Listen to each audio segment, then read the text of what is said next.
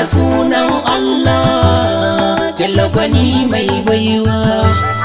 Allah kanin ka salati ga haɗin larabawa, nasa da ahalul baiti shirafa uban mantawa, nasa da ashabati mabi rasul ba kaucewa ko kankadan.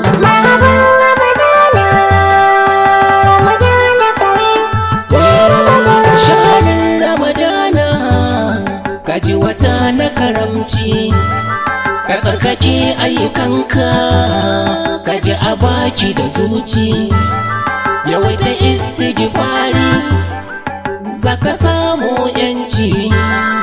Hailala da salatin dan Amina fiyayye watan Ramadan.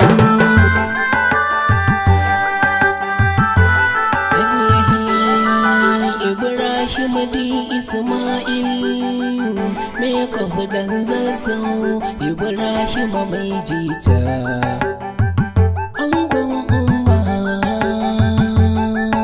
me kiɗa da waka.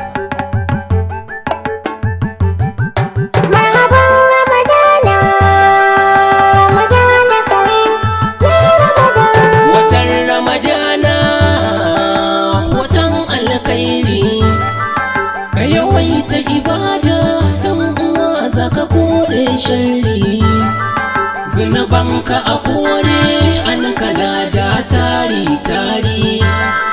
Zikirin Qur'ani fagen ibada kar kai rauni watan Ramadan.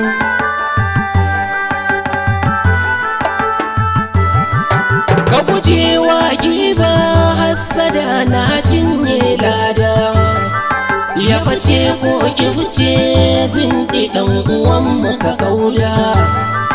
Ka yawaito kyauta da lada mai azumi in ka ci da, ka kiyaye sharuɗan rabana zaka samu lada watan Ramadan.